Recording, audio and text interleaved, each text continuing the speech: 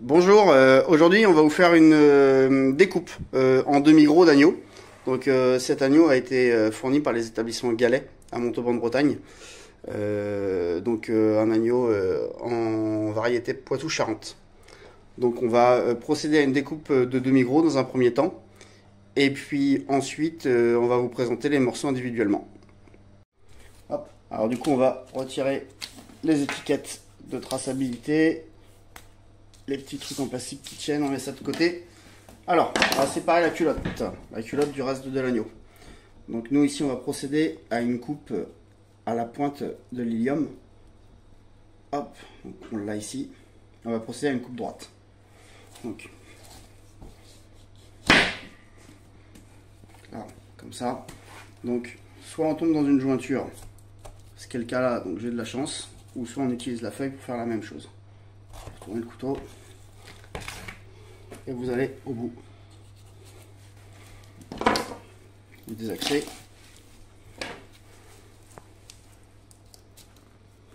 Hop. Et voilà, vous avez la coupe et la séparation de la culotte. Voilà. Ensuite, on va aller retirer donc les rognons. On traitera tout ça. On va aller chercher la jonction ici pour dégager les côtes filets qui sont pour l'instant des côtes filets doubles du reste de l'agneau. Donc là on va trouver une jonction. Donc il y a un petit point de repère, en fait c'est votre dernière côte. La dernière côte qui est ici. En général vous êtes à peu près à la perpendiculaire avec un léger décalage. Donc là c'est ce qu'on va faire, on va essayer de chercher la jonction.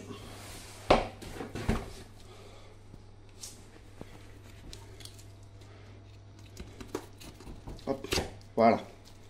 Donc, on dégage la partie de rampe. Donc là, on a trouvé la jonction. J'ai déjà donné un coup de couteau, mais hop. Vous allez chercher la pointe de l'os, ici.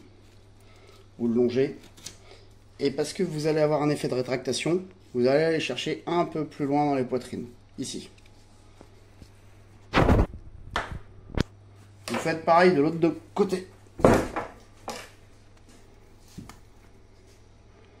Donc, même disque, le long de la côte, on remonte, on change. Avec la rétractation, on va vers les poitrines pour avoir la coupe.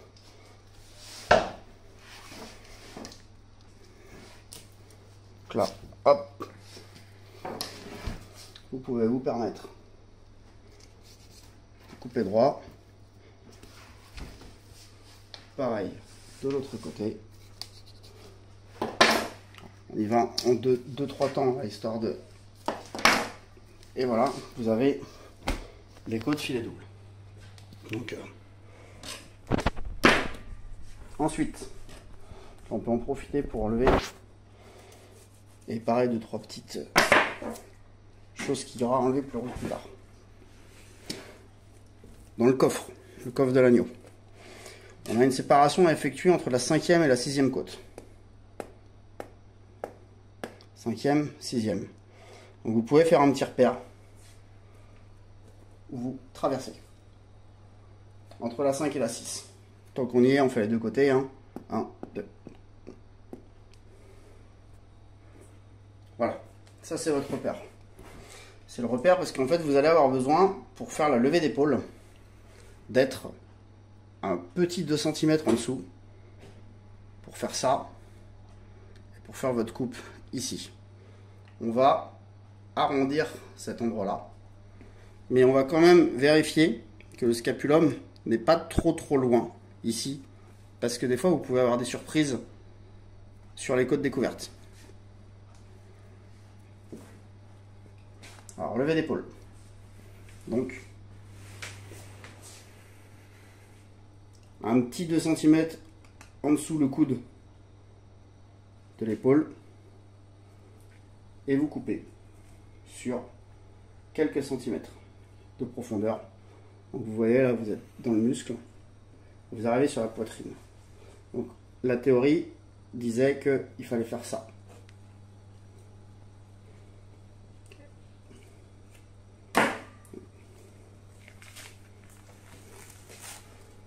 ce moment-là, vous avez au point d'attache à libérer. Donc, ici, en l'occurrence, hop.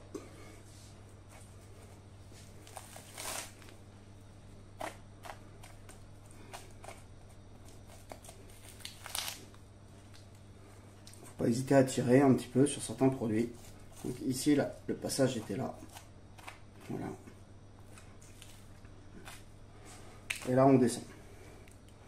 Vous avez le cartilage de prolongement du scapulum qui est ici. Vous le longez.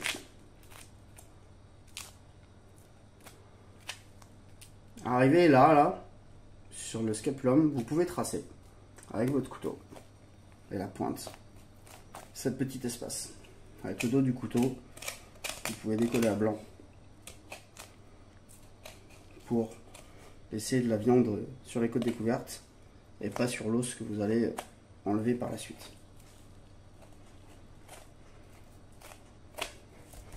Voilà. Et là, vous avez fait une levée d'épaule. Donc, on va faire la même de l'autre côté. On va le faire d'une manière un peu plus rapide.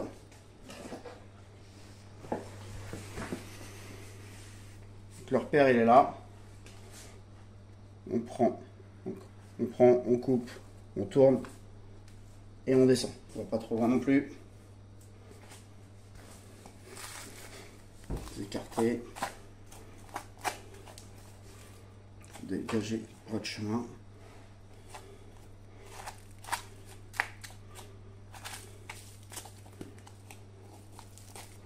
Vous voyez ici qu'on arrive sur le scapulum. Donc avec un petit retour de couteau. Donc là, c'est la partie qu'on peut avoir à blanc. Hop, un petit retour de couteau.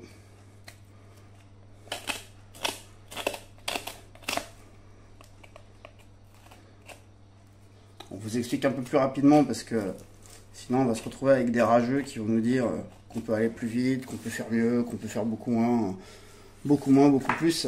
Souvent c'est des gens qui sont trop intelligents pour rester ici, mais un peu trop... je vous laisse finir la suite pour aller ailleurs. Donc là on arrive, on a encore le collier. Donc on va aller prélever le collier. Donc pour le collier, on prend un couteau de coupe. Je vais aller au ras de la première côte, que je vais longer, pour arriver sur la vertèbre cervicale. Ce qui va se passer, c'est qu'on va passer la vertèbre avec la feuille, et ensuite, la trajectoire du couteau, elle va faire un peu ça. Elle va faire un peu ça, pourquoi? Parce que le nerf cervical que vous allez retrouver sur le collier, et ici, va avoir tendance à rétracter le produit. Donc en faisant ça, le produit va se rétracter, et ici on pourra démarrer directement une côte qui va être plus valorisée qu'un morceau de collier. Donc avant de souiller toute la table, quand vous avez des produits comme ça, là, vous traitez, hein. Vous savez faire, hein, je m'adresse à des professionnels. Hein. Vaut mieux traiter que de nettoyer une table entière ou de souiller tous les morceaux. Hein. Donc là on est là. Donc alors, je vais mettre ici. Et voilà, je suis passé. Et là, donc comme je vous le disais, je vais reprendre avec le couteau et je vais faire une coupe de travers. Dans 2-3 minutes, le produit il est revenu à sa place.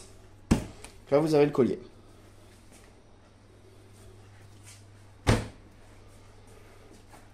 En attendant, je vais séparer la culotte. Donc là, j'ai coupé. Il y en a qui tirent, qui désaxent. Donc le but est d'aller séparer le plus possible la culotte. Donc ici, on va arriver là pour séparer la hanche. Donc là, on descend gentiment. Ça nous permet de voir si c'est un mâle ou une femelle. Donc là, je vous laisse en commentaire. D'ailleurs, n'hésitez pas à vous abonner. Hein. Comme dirait mon fils Titouan, ça met du beurre dans les épinards. Hein. Et les légumes, il faut en manger. Hein. C'est la période. Donc, après ici, soit vous y allez à la feuille directement, soit vous pouvez désosser le sacrum un peu façon américaine Moi, je fais un peu des deux pour pas vous mentir. Hop.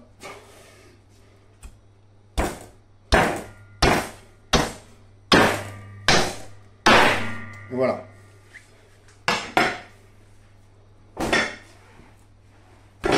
Alors la fente.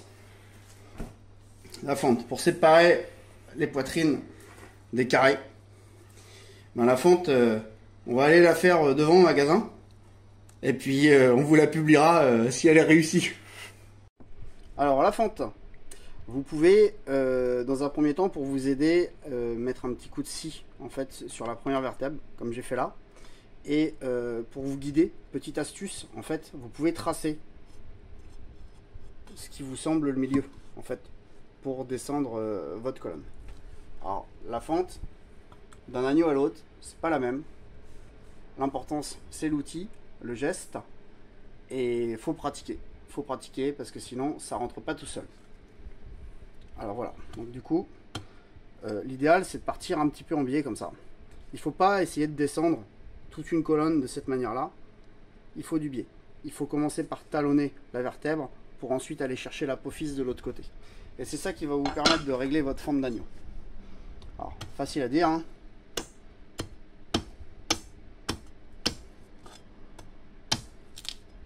Voilà, j'ai la pression là. J'ai la pression. Tiens, l'exemple typique. Hop. Vous voyez, je commence à partir un peu en biais. Côté moelle épinière, je suis pas trop mal. Je suis à la moitié de chaque côté. Par contre, côté apophyse, 0. Donc là, je vais redresser. Je vais redresser.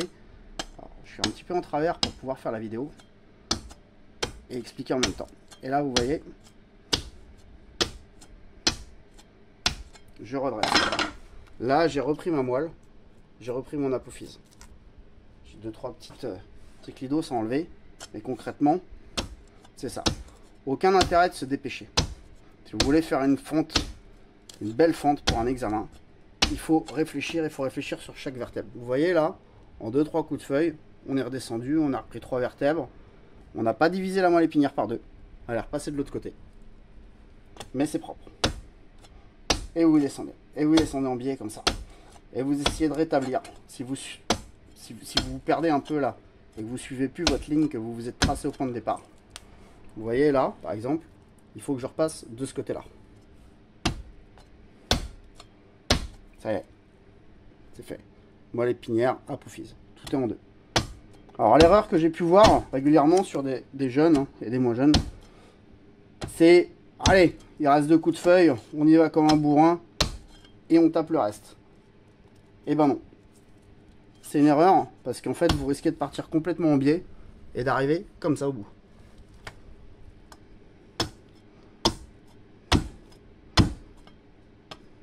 Alors oui, il y en a qui vont me dire, ah ouais, moi je la descends 2 ou 3 fois. Bah écoutez les gars, faites. Voilà. Bon. Il y a mieux, il y a pire. Il y a le côté du pauvre, le côté du riche. Alors là, on va préparer un des côtés de l'agneau pour faire un manchonnage. Donc on a toujours notre repère là entre la 5e et la 6e, la côte qui va nous resservir. Donc en fait, on va aller chercher dans un premier temps cette trace. Cette trace là, c'est pour le manchonnage des côtes découvertes, qui sont les 5 premières côtes de l'agneau du côté du collier. Ensuite, vous avez toutes les autres. Les autres, c'est celles qu'on va manchonner. Donc on va dégager la hampe qu'on va laisser sur la poitrine. Et là, en fait, on va se faire un petit trait virtuel de continuité, ici. Donc on va arriver à peu près comme ceci. Voilà. Donc entre la 5 et la 6, on va descendre à peu près 2 cm. Voilà. On y est ici. Et on va se refaire un trait virtuel de 2 cm plus bas, partout. Comme ceci. Ce trait, là, vous allez l'accompagner. Donc vous soulevez le carré. Vous ne mettez pas les doigts en dessous, évidemment. Et vous passez dans un sens. Et vous traversez la cage thoracique. Et vous la traversez comme ça. Tac. Et voilà, jusqu'au bout. Comme vous avez coupé l'os de ce côté-là, vous refaites la même de l'autre côté, dans le même trou évidemment.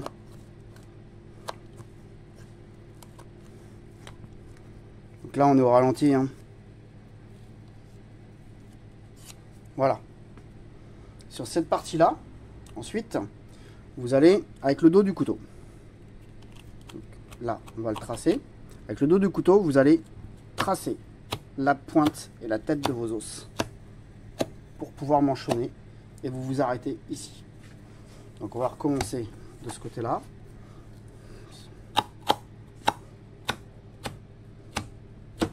Voilà. On va retourner notre produit. On va retrouver nos petites pointillés là qui partent un petit peu de travers. Donc on va quand même vérifier ce qu'on est en train de faire. Et on va les tracer, pareil, de l'autre côté. Donc on va essayer d'arriver. Et là pareil. On va prendre les côtes une par une. Dans un sens.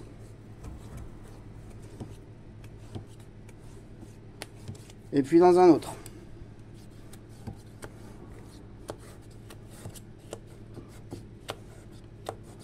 Donc là on a tracé nos côtes. On a été surtout coupé le périoste. Et à partir de là, avec le même geste, vous faites un dégagement sur toutes vos côtes dans le même sens. Et vous refaites la même chose sur l'autre partie.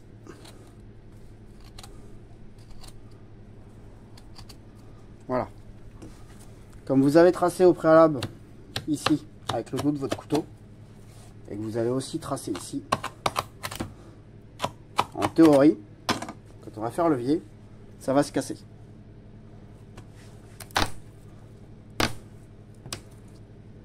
Là, on peut la dégager comme ça. Ici, là, vous avez cassé, mais vous n'avez pas coupé. Donc là, on a fait une coupe droite. Et là, on va accompagner chaque vertèbre, chaque côte, pardon. On va les descendre à la main. Il y en a qui font ça à la ficelle, il y en a qui font ça avec un crochet.